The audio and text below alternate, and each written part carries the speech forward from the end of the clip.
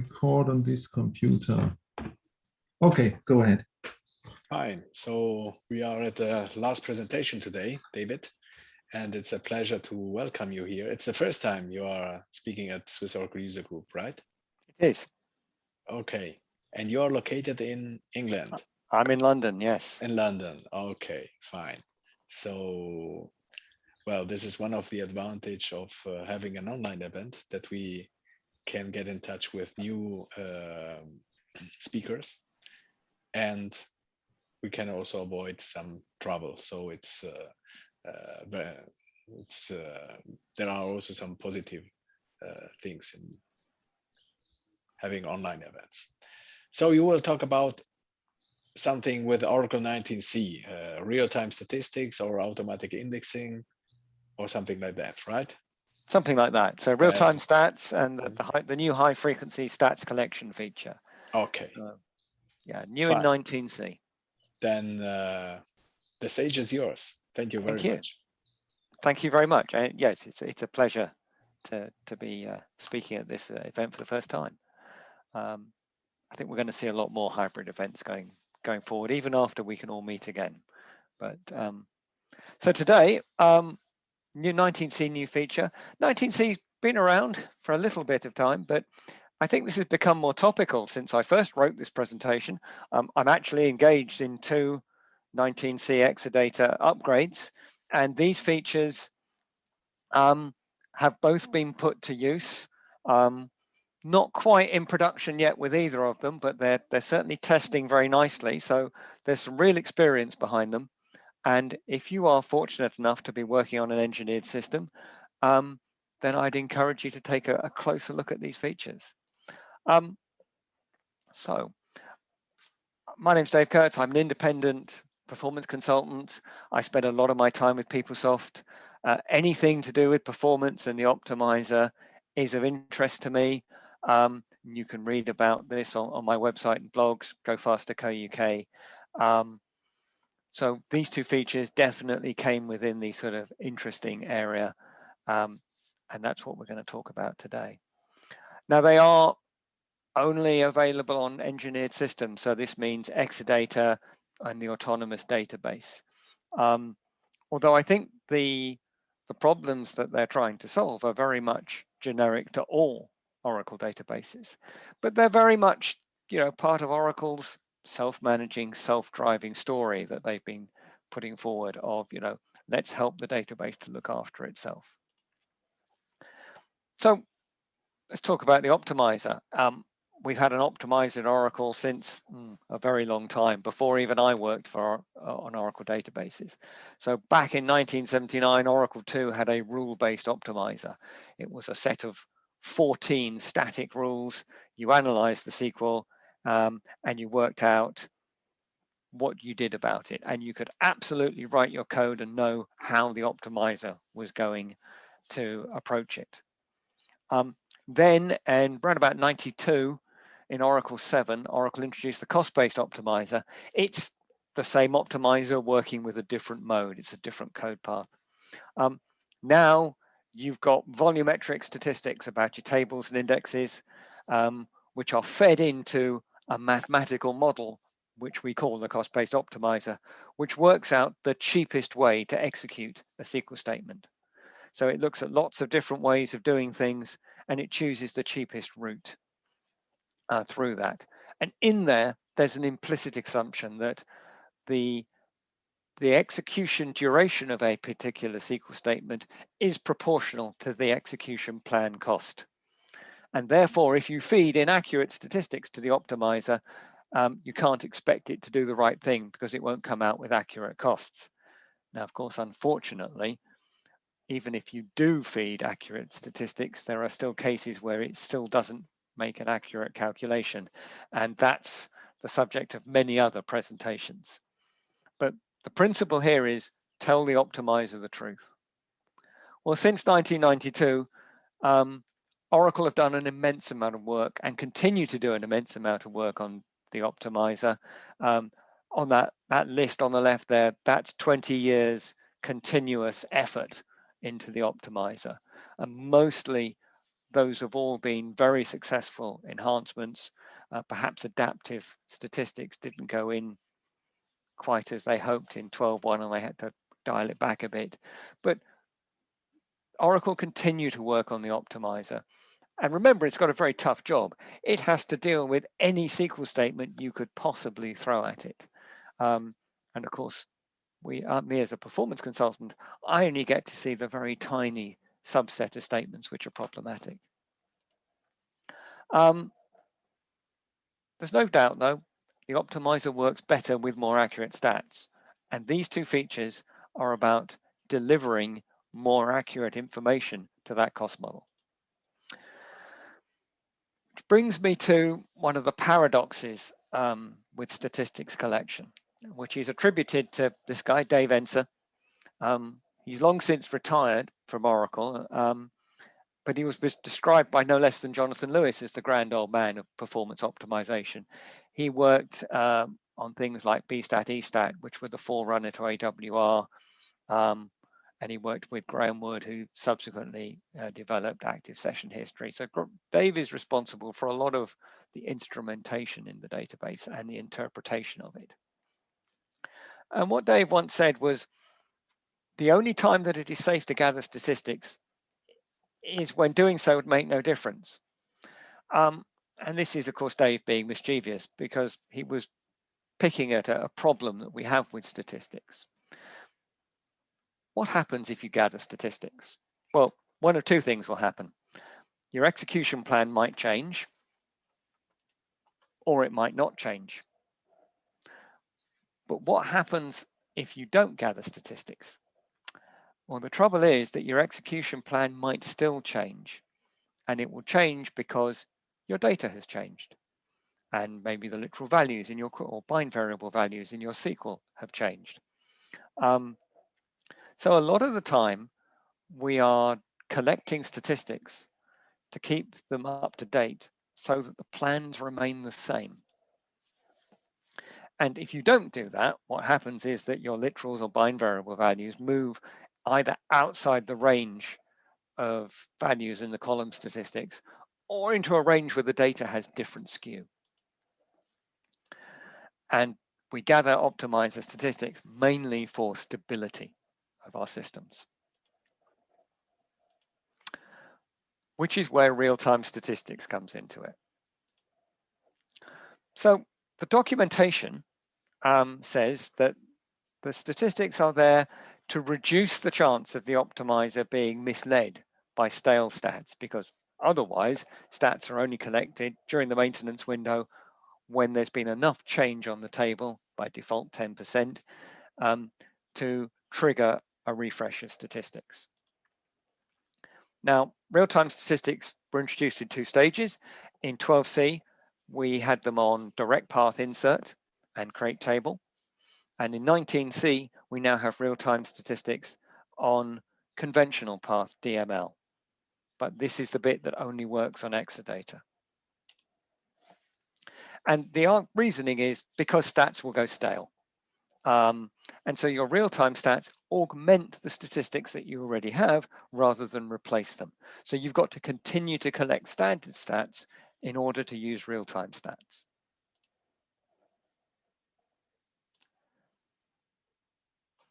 And right, so it's built on top of table monitoring. We've had table monitoring since Oracle 10, and it was enabled by default since Oracle 11.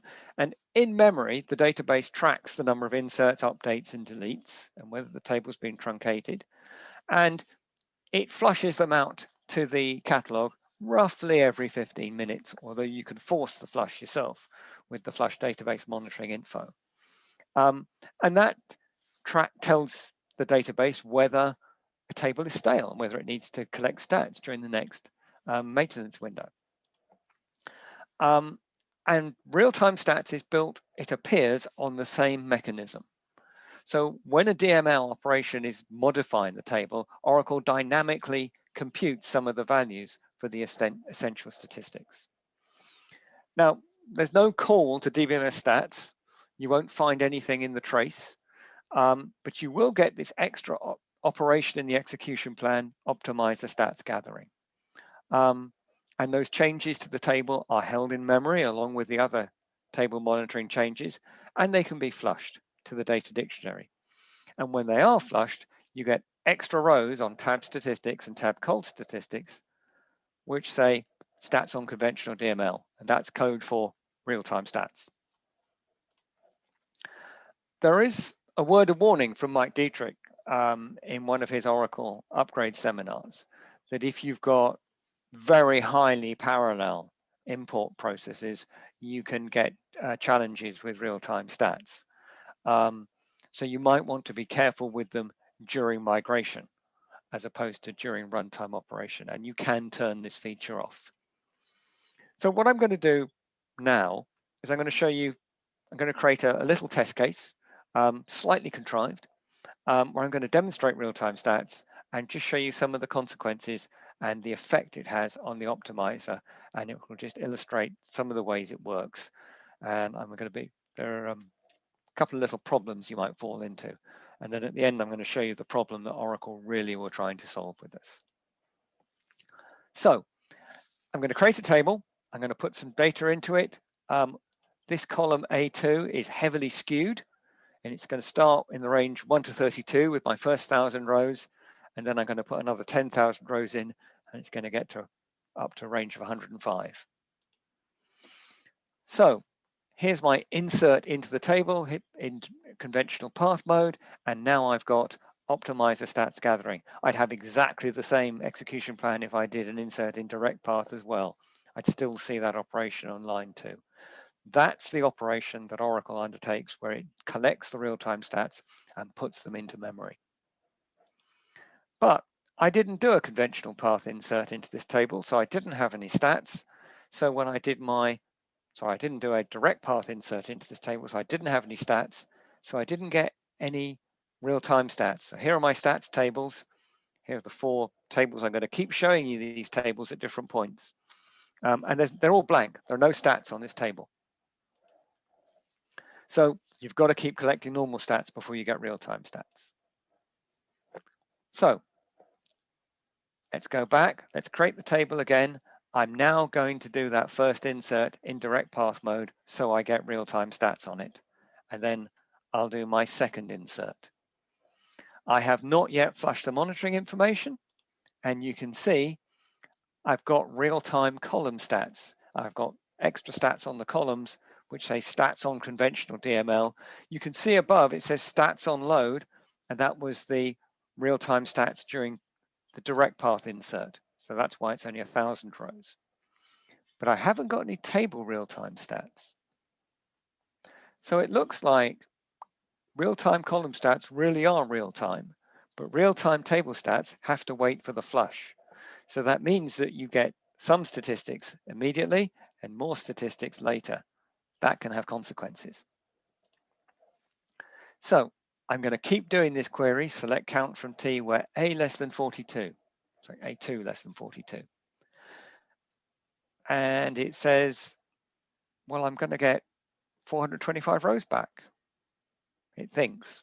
It actually gets 1,764 rows, but it only thinks it's going to get 425.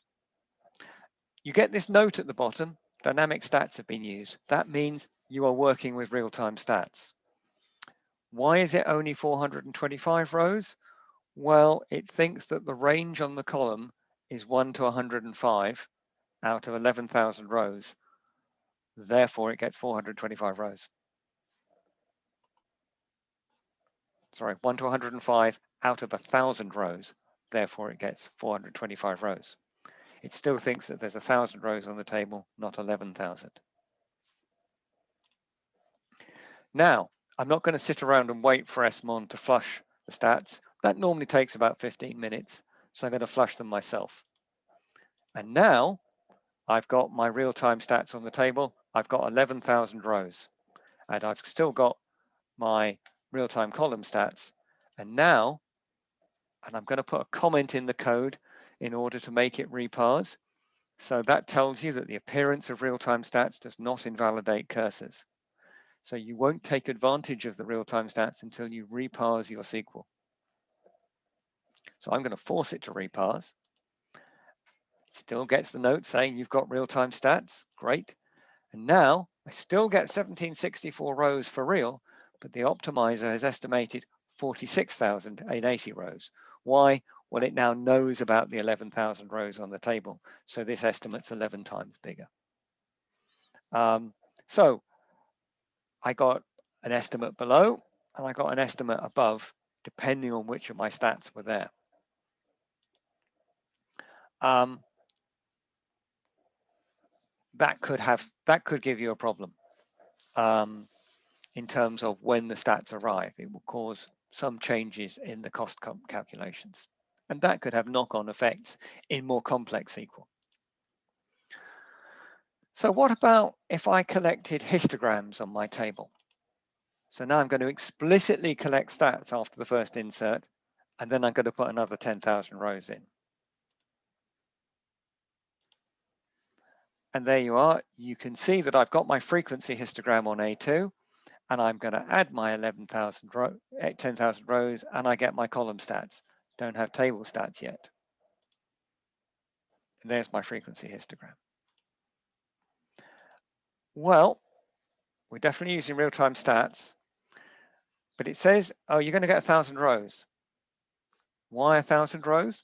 Well, the histograms are in the range 1 to 32, and A2 less than 42, it thinks you're going to get all the buckets. And there's 1,000 rows in the 100, so you get 100% of the rows according to the histogram, and there's 1,000 rows in the table. Okay, so it's a little bit off. Having flushed the monitoring information, I've got my 11,000 rows in my table stats. And now, using real-time stats, it now estimates 11,000 rows. Why? Well, it's still 100% of the buckets. It's all buckets in the range 1 to 32, even though the column stats say up to 105. And there are 11,000 rows on the table stats, so I got 100% of 11,000 rows. The histogram takes precedence over the column stats, including the real-time column stats. And that's perfectly normal. And that's what happens anyway with statistics.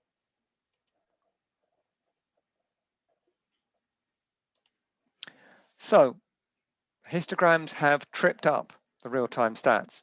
The real-time stats just look at the min-max values. They don't collect anything that would require a scan of the table. So all it can do is count the number of rows and look at the new min-max value of the columns that make the range go wider. So what we see is that heavily skewed data still presents challenges to the optimizer. It does anyway, and it still gives you a problem with real-time stats. So kind of begs the question of what do we do about histograms? So with direct path load online stats, you can choose since 12.1 to also collect histograms during the direct path load. And you can set this underscore parameter, optimizer gather stats on load hist. And this undocumented parameter is set in the autonomous data warehouse so that you do get histograms on direct path load. And there's another sister parameter, gather stats on all loads, so that on every direct path load, it collects the statistics, not just on the first load into a new partition, into a new segment. So Oracle seems to be keen on histograms for data warehouse. But should we collect histograms on our application? There are two schools of thought. The default Oracle position is you collect histograms automatically. The default setting is for all column size auto, collect on the basis of skew and usage. And where you don't want histograms, you manage by exception and set column size 1 for the columns you don't want histograms. And there are presentations from Oracle, including from Maria Colgan, which put forward this position.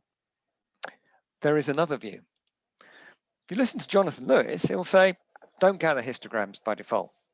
Don't gather histograms unless they are frequency or top frequency histograms. don't use size repeat from 12C upwards because the repeat size can end up getting smaller on the quiet. He also says, change the global preference for all column size 1 so that you don't collect histograms by default anywhere. And where you do need histograms, manage by exception and either set a method opt for that column, and where you've got really unusual cases, write your own program to generate a histogram. Now, I've seen Jonathan and Maria argue this out on stage at conferences, and it's very entertaining. And I'm not going to adjudicate between the 2 points of view. They've both got merit. But whichever path you take, you have to take responsibility at some point for the things that are exceptional, and you can't dodge that. So just to round this off, I'm going to collect statistics properly. I'm going to populate my table, and at the end, I'm going to collect stats with histograms on my skewed column. And of course, collecting stats properly deletes the real-time stats. So my real-time stats have gone because I've now got fresh statistics and I don't need to augment them. And if I do my query, well, guess what? The estimate's pretty good. The optimizer estimate's 1765 and it gets 1764. So there's really no substitute for accurate, up-to-date histograms on skewed data. Some other things. Now, the doc does say that inserts and updates are tracked by real-time stats and lone deletes are not tracked. So I'm going to delete some rows and flush my stats and, sorry, guess what? It still says 1,000 rows and it hasn't tracked any deletes. There are no additional real-time stats here. If I do an update on the table, and I'm only going to update A2 and B, and I'm going to flush it, I get real-time stats. The number of rows hasn't changed, but the number of blocks has changed because I've done an update. And I get real-time stats just on the columns that I've updated.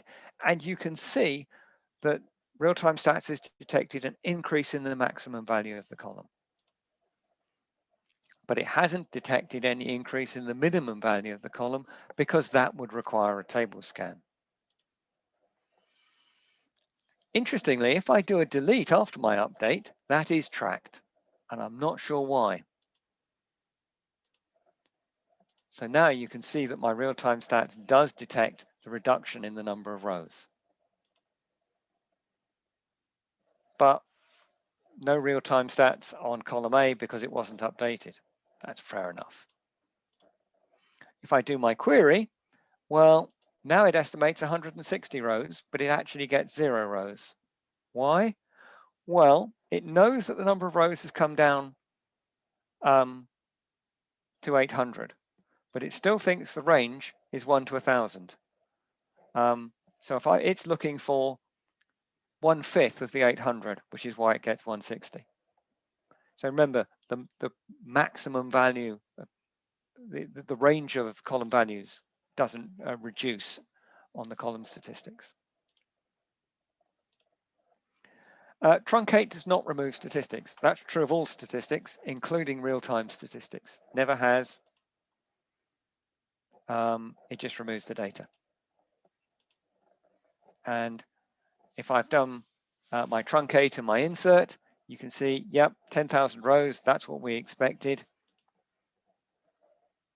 So you do get real-time stats on the new data, but you've now got this mixture of stats from before and stats afterwards. So if I now do a count where A is less than 500, there are no rows with A less than 500, but of course it makes an estimate of 459 because it thinks it's still in range, because the range on the value is left over from before. So there are a few traps to fall into. Now, I've been really unfair to Oracle. I've shown you all the things that will trip it up. This is what real-time stats is designed to deal with. It's designed to deal with predicates outside of column ranges where your column is broadly uniform. So I'm going to put 1,000 rows in, and I'm going to count greater than 900. Then I'm going to put another 1,000 rows in the range 1,000 to 2,000, and count greater than 1,900. And then finally, I'll do it properly with real stats.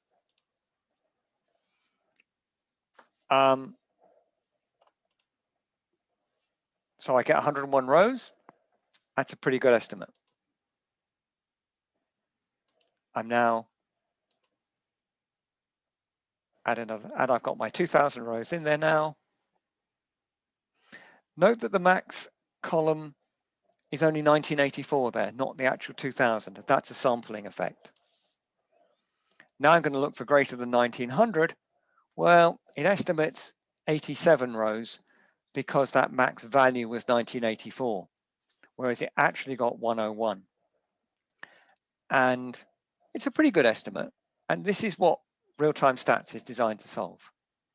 But of course, if I put proper stats on it, then my stats are estimate is exactly right. I get 101 rows estimate, and actually that's what I query. And that's just enough to change the execution plan. Interesting. It wasn't what I was trying to demonstrate when I created this test. But in fact, even with the uniform stats, you can get a difference in behavior between real stats and real-time stats and properly collected stats. You don't get real-time stats and global temp tables. The two features just do not fit together. Global temp tables are too short-lived for real-time stats. What you do instead get is session parameters. If you lock stats before your DML, and you would lock stats because you're saying, I'm going to take management of the stats away from Oracle because I'm going to manage it myself, you don't get normal stats unless you collect them explicitly yourself, and you don't get real-time stats either, even if you have collected your own stats. Just doesn't happen. Now, prior to up till 1909, real-time stats enabled by default, and you can turn it off with these two undocumented parameters. From 1910, it's not enabled by default, it's disabled, and you have to turn it on with this parameter. So just be aware of this change in behavior between 1909 and 1910. If you go live on 1909 and you want stats, don't lose them when you reach 1910 or greater. I'm slightly surprised to have seen a parameter introduced to control this, because instead of an API, because this is aimed at autonomous database, and you can't set parameters on autonomous database. You can control real-time stats at statement level with the no gather and gather optimizer stats hints, and that applies both to the direct path stats and the 19C DML real-time stats. General principles: tell the optimizer the truth. This is part of telling the optimizer the truth. I think it's helpful. I think it solves far more problems than it could create. My view, enable it by default, and I'm running a big ERP system in test at the moment, and we've enabled it by default, and it's looking very good.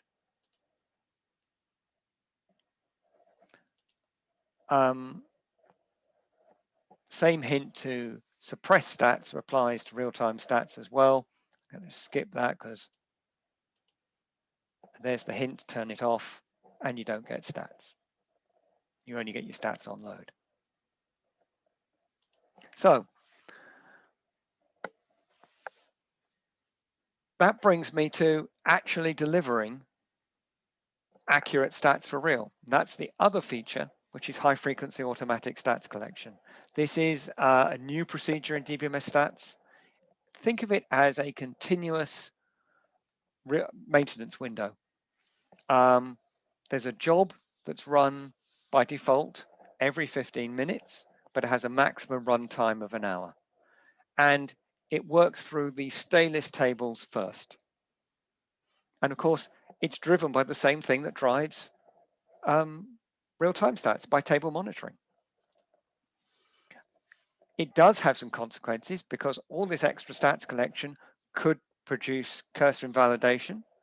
I haven't seen that as an issue, but it's in PeopleSoft with so much dynamic SQL, it's rarely an issue. The other thing you could see a threat is if you've got statistics history still turned on, which it is by default, all this extra stats collection could mean you have a lot more stats history. However, this is a feature we tend to turn off on PeopleSoft. You control it through an API. You have to turn it on. It's disabled by default. It has a runtime interval, default 900 seconds. It has a max runtime, default an hour. It obviously skips tables which are locked, whose stats are locked. You can read back the preferences.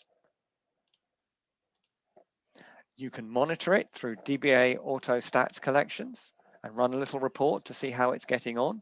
I wound up the frequency to about every 3 minutes here, and you can see how long it took to run, how many tables it did, was the window big enough for it to run? So you can monitor what it's doing and whether it's currently in progress. Both the standard maintenance job and real-time stats are controlled by this stats target table. And it works, it uses this table to drive the processing and to keep the two of them away from each other. And it calculates a staleness quotient. So how stale is this table in the range plus minus 100? And it works through the tables not in alphabetical order, like the standard maintenance window, but in staleness order, tackling the stalest tables first. You can report off that table to see when was the table last had stats collected on it. By joining it back to this object, you get a little report to see what's going on, and you can develop that query to play with it as you wish. You will only see the latest stats collection for each object rather than a history for each object. So these two features are Exadata only, which I think is a shame, because quite clearly delivering accurate real-time statistics is a challenge on non-Exadata as well as Exadata. They seem to be aimed more at the autonomous transaction processing database, but I've been working with them on PeopleSoft and I'm pretty impressed. If you've got, what we do see though, is if you've got little tables which are like status tables which are regularly updated, they can end up being stale quite a lot of the time, and they get stats collected on them again and again and again. And that's a little wasteful. What's interesting is if you've got your own little play database, a non-Exadata database, you can set this _Exadata feature on parameter, and both of these features work properly. The scripts you've seen, I've run them on real Exadata, but the demos to produce the slides for this presentation, they came off a little Linux VM, and I got the features to work perfectly. So it does show that the feature is just part of the database rather than an Exadata only feature. It's just that Oracle have said you can only use it on Exadata. That's a pity, I think. So real-time stats, stability until you can get round to collecting stats. All the usual problems with skew. High frequency stats, come along and collect the stats sooner than waiting for the overnight maintenance window. If you are fortunate enough to be working on Exadata, I think you could find these helpful. And that's, I had to push through this for slightly overrun, but we've got to the end. And does anyone want to ask questions? We've got a chat. 1 minute left. A minute or two ago. There is actually one question. Oh, so there is. Question. Yes. Does optimizer features enable 19.1 impact real-time stats? After we upgraded 19C, we set it to 18.1. After test, we changed it to 19.1. The performance is...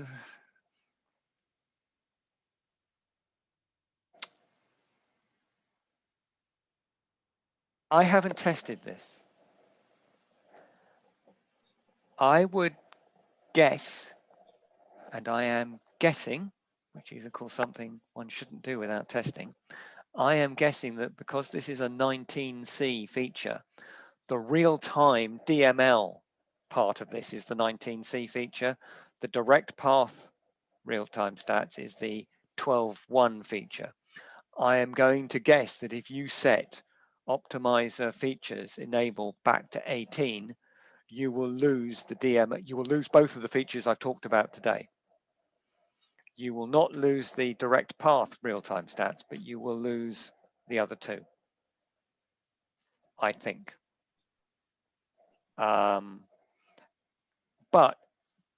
the way to find out is, do you see the note that says you're using real-time stats? Do you see the extra entries in tab stats and tab col stats where the note says collection on conventional DML? If you can see those in the data dictionary, you've got real-time stats. So if you turned off this feature by setting it back to 18.1 and you recollected the stats and did the update and flushed it, I would guess you would not see the real-time stats. I haven't done that test, but I'm guessing that if you did that test, that's the answer. But that's the test you'd have to do to find out.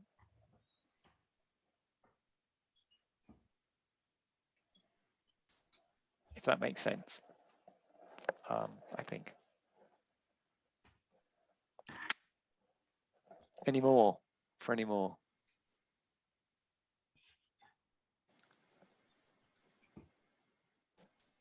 Otherwise, I fear I'm between you and a beer. It's always hard for the last speaker. Yeah. Yeah, I mean, if there are no other questions, I would, like to thank you. And if not, you can email me, and I'm happy to have that conversation. Right. Okay, I'm stopping the recording now, and I would like to tell everybody that I mean, for the rest of the day, we have, planned to have some community corner and apero for those who,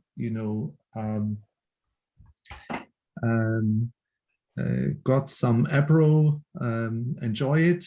And I just open in this stream one, everybody to be able to talk, so that we can discuss with each other. I also open the chat. For those who leave, I would like to thank you for attending today, and hope to see you again, the latest on the 2nd of June, when we have our next Swiss Oracle User Group Day. Thank you. Paolo, do you want to add something? No, I think it was really a great day. I also really enjoyed the 30-minute slot.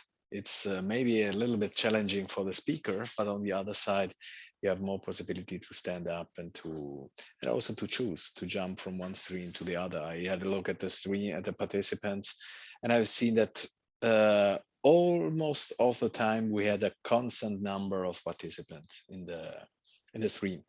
This does not mean that they were always the same participants, but it shows that it was quite interesting, and that people came in and came out, and like we would have done it on site. So new experience, and yes, maybe also here in the community corner we can talk about what the participants think of this format here with 30-minute slot. That would be maybe just the first topic we can start discussing here. Right. If someone has an opinion about it. Yeah, I mean, I allowed everybody to talk, so feel free to join the discussion. Just unmute yourself. That should be possible. Also, the camera is activated. No, I don't. I'm not sure if I can do that. Let's see. I don't know. That was just a question. No, it's not possible. I just. Yeah, but so from my side, I think the 30 minutes is challenging for the speakers, but all the sessions in our stream too were on time, so it works. Yeah.